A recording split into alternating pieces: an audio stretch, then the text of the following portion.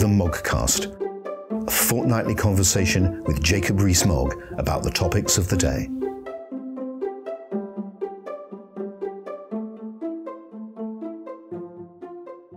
Welcome in this new year to the 70th Moggcast. This is Paul Goodman, editor of Conservative Home, in conversation with Jacob Rees-Mogg. Jacob, Happy New Year. And Happy New Year to you. As we look ahead at this year, let me start by asking you when we might all expect the conclusion of Sue Gray's investigation into what are known as staff gatherings, but which the world now seems to know as Downing Street parties. I don't know, but Sue Gray has a formidable reputation as being a very efficient and effective civil servant, and I'm sure she will be working on this as a matter of priority. Would you expect the conclusions of the investigation to be published? Well, it will depend, I imagine, on what the investigation concludes and who and what is involved. That you wouldn't expect the name of extremely junior people to be put into public highlights. The comparison I would give is declarations that ministers have to make in relation to who they meet from newspaper outlets.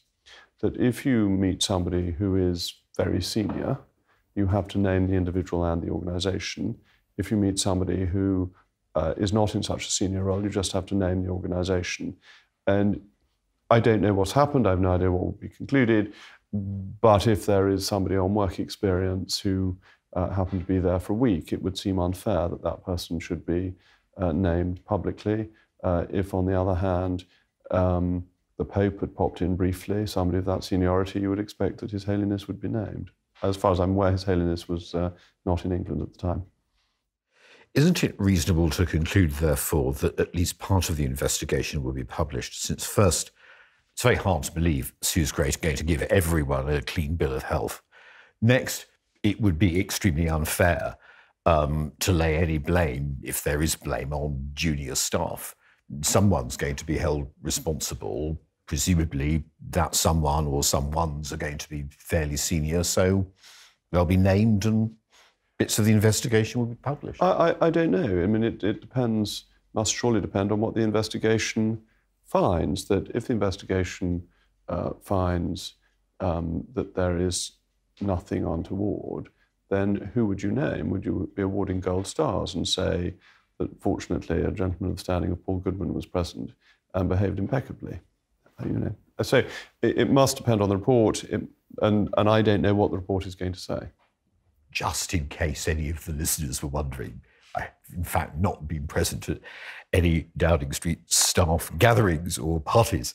However, moving on, isn't it a bit difficult for Downing Street to get on the front foot, because all these people within it who were at these staff gatherings, whether they were parties or not, you can't get on the front foot until they're cleared, if they're cleared. Well, I think as a general rule, one should be very cautious about cricketing metaphors, because there are some very effective back foot shots that can be played, and a lot of runs are scored off the back foot, as you will know from your cricketing experience. It seems the England team in Australia hasn't managed to score a lot of runs on either the front or back foot. So I've always been puzzled by that particular expression from a cricketing perspective.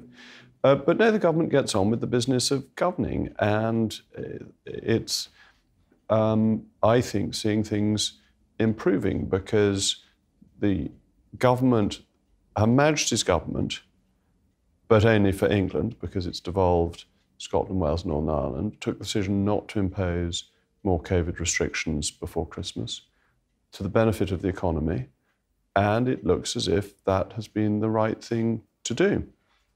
That the outbreak of COVID has not been much different between England, Scotland, Wales, and Northern Ireland. The economy has benefited and people's freedoms have been protected. So you've got a government that is getting things more right than wrong. And I think that's crucial. I think that is what really affects voters' opinions of the government.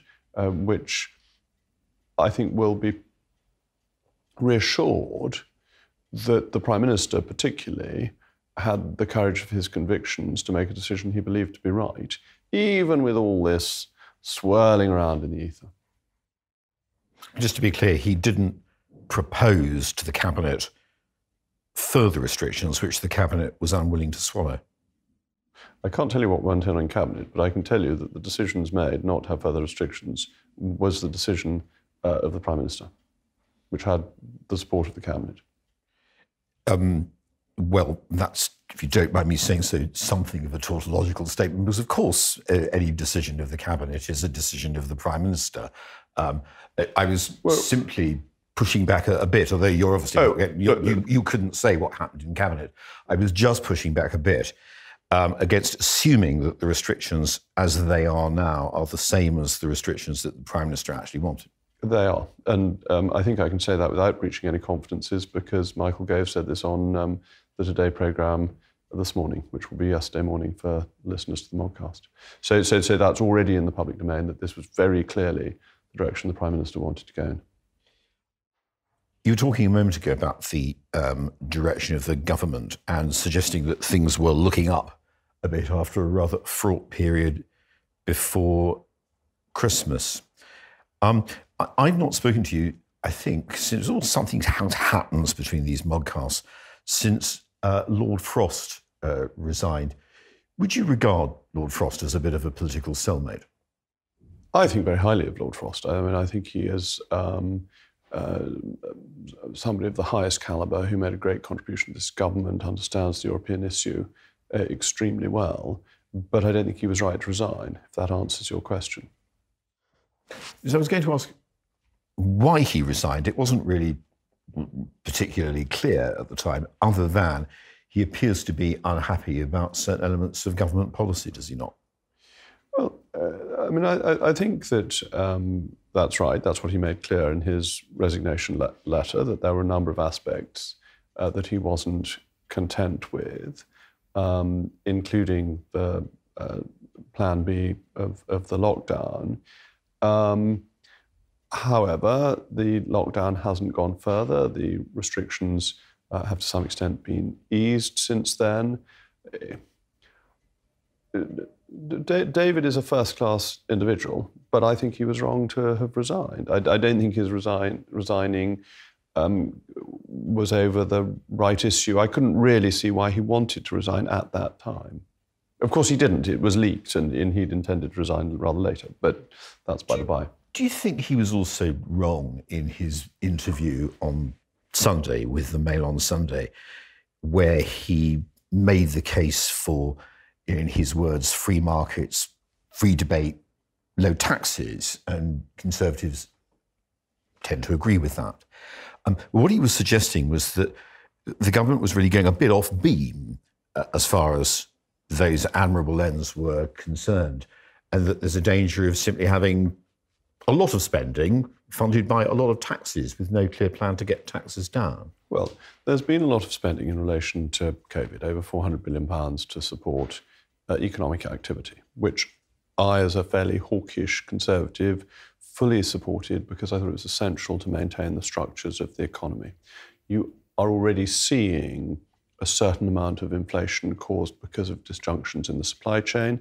I think had that £400 billion not been spent, the disjunctions in the supply chain would have been much worse. So that expenditure was legitimate. Should Conservatives make the case for low taxes, market economics, and liberty? Yes, of course they should, always. Always, always, always, because these are important arguments, they're strong arguments, and there's always a need to keep an eye on what you think works most effectively against the pressures that come from day-to-day administration. And it's where the Prime Minister's been so good that I think, talking of liberty, there is no other conceivable Prime Minister in this country who would have maintained as much of our liberty or has been as reluctant to take away our liberties during COVID than one Boris Johnson. Do you think Lord Frost's wrong to worry about the direction of the government, which is plainly what he was doing all over the Mail on Sunday? Oh, well, I think it's important that governments are held to account. I mean, as leader of the House, one of the things I try to facilitate is the ability of members of Parliament to hold the government to account. I think that is a good and active functioning of democracy. You're taking a lot of care not to say directly that you think Lord Frost was wrong. I don't like being rude about friends of mine. I'm sorry he resigned. I think he was wrong to resign. Is it being rude about a friend of yours if you disagreed with them on a political point? I think it's really the way the question's coming into me. You want me to be disobliging about his lordship, and I don't wish to be disobliging about his lordship. No, I don't want you to be disobliging about his lordship. I just want you to be clear that you don't agree with the critique of the government he made in the Mail on Sunday. I think the government remains a good Conservative government led by a good Conservative leader who has clear and firm Conservative principles. And actually, I think we may have discussed this before. Boris Johnson, compared to other historic prime ministers, is most like Disraeli.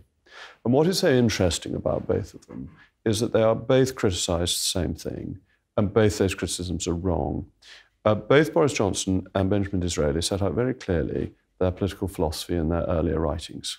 You know exactly what both of them think if you take the trouble to look at it, and they try and implement that in government whilst dealing with the realities of government.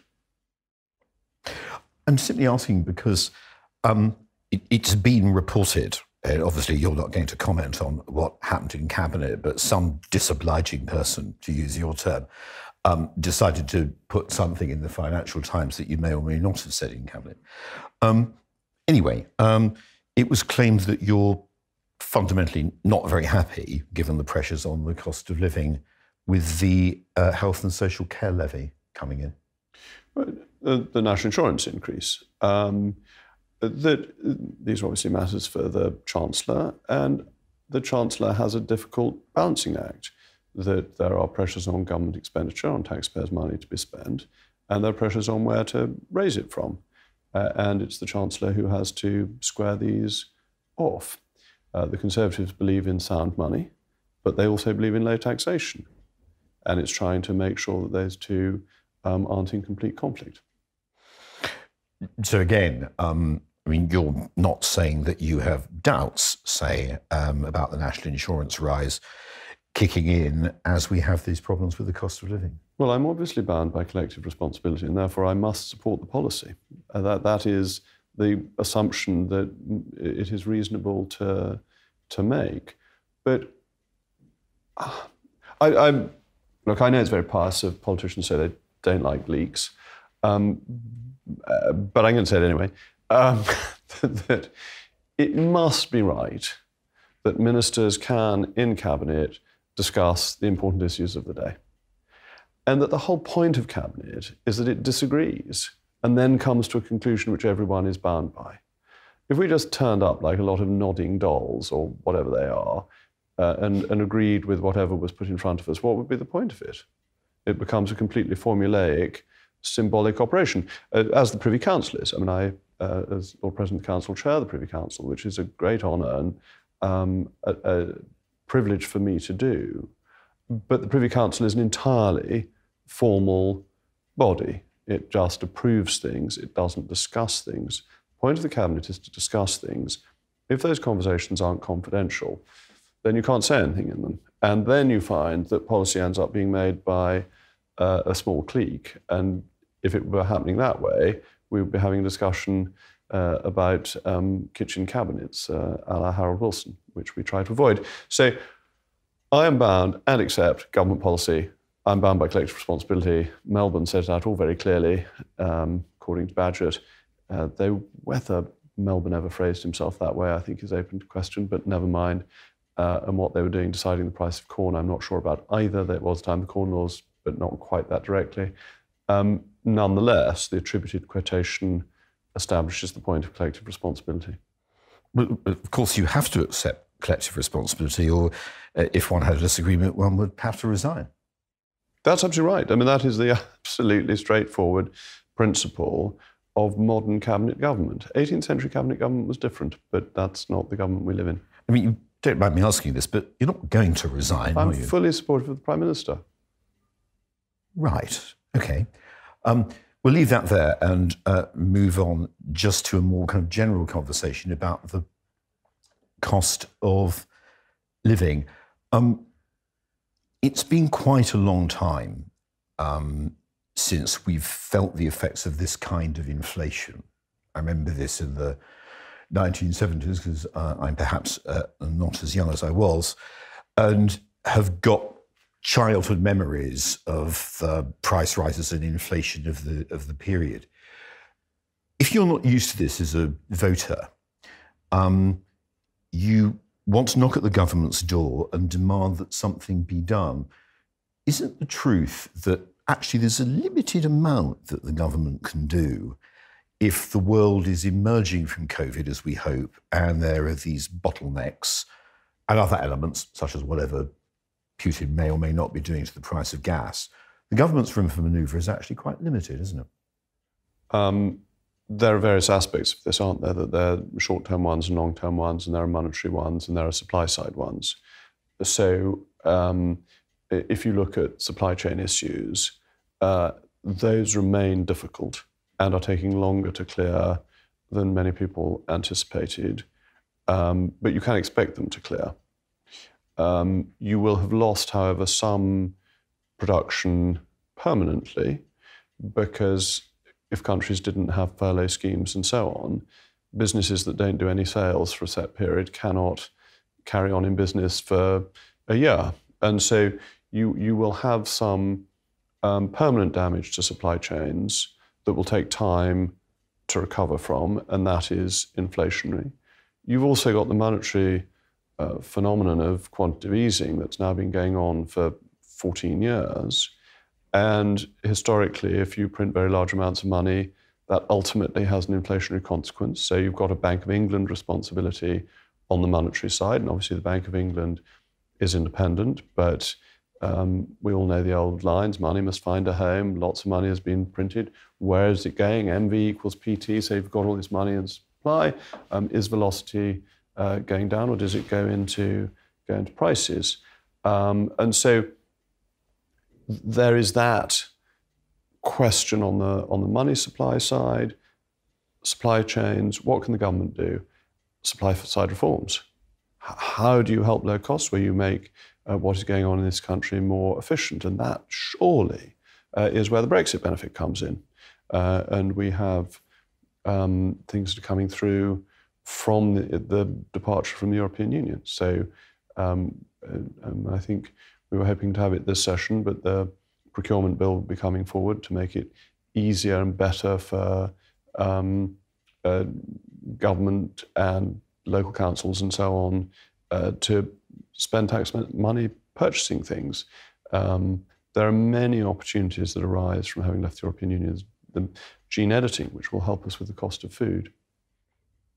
Of course, you could cut VAT on electricity bills, could you not? Well, that is a freedom that we have since we've left the European Union. I love the fact that the Labour Party is causing for a Brexit dividend while still pretending they regret Brexit. They're really doing that to put you on the spot, of course. It's really cake and eat it territory. They're doing that to put you on the spot, of course, to see whether you will or whether you won't. And the present position is the government won't do it. They're being politically opportunistic, aren't they? That's not unreasonable. That's what oppositions do. But it should be recognised for what it is. They also can't count, but never mind. On that general theme, a proportion of the readers would not forgive me if I didn't ask you, why don't we simply scrap the green levies on the bills, they say?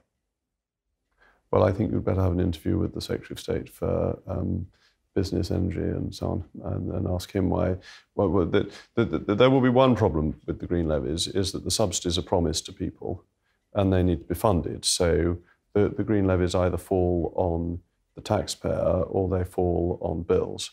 I don't think it's as simple as saying they can just be scrapped overnight, because subsidies have been promised to people providing solar power and wind power and so on, and there are contracts with them. Those bills have to be paid. So how do you fund the payment of them? And the Hinkley Point will be quite expensive as well. It would be. This would not be the view of some of the readers, but the Conservative Environment Network, I think, they want the green levels now to go directly to the consumers and the taxpayer to pick up the bill and pay the companies that presumably the taxpayer would take the hit. Sorry. Right. But it doesn't in the end make any difference. It's still having to be paid, and it's likely to be proportionate, isn't it? That not strictly, but that if you use a lot of energy, you're likely to be a relatively higher earner, and you would be hit by the tax increases that would replace them. I mean, as long as there are green subsidies, they have to be paid for some way or another. And if you're saying that your readers would like to scrap the green subsidies, okay, but you can't scrap ones that the government's already contractually obliged to pay. Governments can't behave like that. I mean, that is a direct attack on private property if the government promises you a contract and then just legislates to rip it up. I suppose the response of the readers would be, well, you take the earliest possible opportunity when the contracts have run out to phase them out. But if I ask you that, you'll quite properly tell me to address that to the business secretary. Yeah, okay, I will, yes. Do you think, just a final question, I want to pick up in something you said in your answer a few minutes ago. Do you think we've reached the end of consequence-free quantitative easing? Oh, it's never been consequence-free. It's just... consequence-free. It had a very beneficial consequence to start with. In the sense of anything happening outside the inflation in the asset prices. In other words, you have inflation more generally now. Yes. I mean, quantitative easing was extraordinarily important in 2008. And it was one of those occasions where central banks really learned from what had gone wrong before. And if you look at the 1930s crisis, much more in the US than in the UK, it is a credit crunch where banks disappear and they take their depositors with them. And the consequences of not having QE in 2008 would have been very, very severe. Would have been a depression from which we would probably still not have recovered. However, perpetual quantitative easing is bound to be inflationary. There's no way of avoiding this. And the Bank of England has independence. But there's a very legitimate argument to have about whether the bank withdrew quantitative easing early enough and whether it left itself enough flexibility when we got to 2020 and the beginning of the COVID problem, because it still had so much QE on its books that there was very little more room for manoeuvre at that point. And I think it's very legitimate to ask whether between, say, 2014 and 2020, there shouldn't have been an effort by central banks more generally to normalise monetary policy. And why were they not doing that at this point? You're basically suggesting in a way that QE is kind of like a drug. Once you're on it, you may need it for medical reasons. Once you're on it, it's jolly hard to come off. And that maybe the banks should have tried to wean us off it a bit earlier. I think that's something that needs to be understood, because I don't see us getting to a 2008 situation immediately, because governments, regulators, central banks are pretty good at avoiding the immediate prior crisis. They're pretty bad at remembering the crisis 70 years before, inevitably. And this is generational, it relates to lifespans, and this is where you get all the interesting economic theories on waves, the Kondratiev waves and so on. And they basically relate to lifespans one way or another, experience spans. They are interesting, but I think very hard to replicate sufficiently precisely to be good tools for forecasting. But leaving potentially very interesting discussion of wave theory to one side, what if we do need quantitative easing again, and we've got £875 billion of quantitative easing already stacked up? Your ability to do it is very low. Interest rates have just gone up to 1/4 point, 25 basis points. Historically, still extraordinarily low.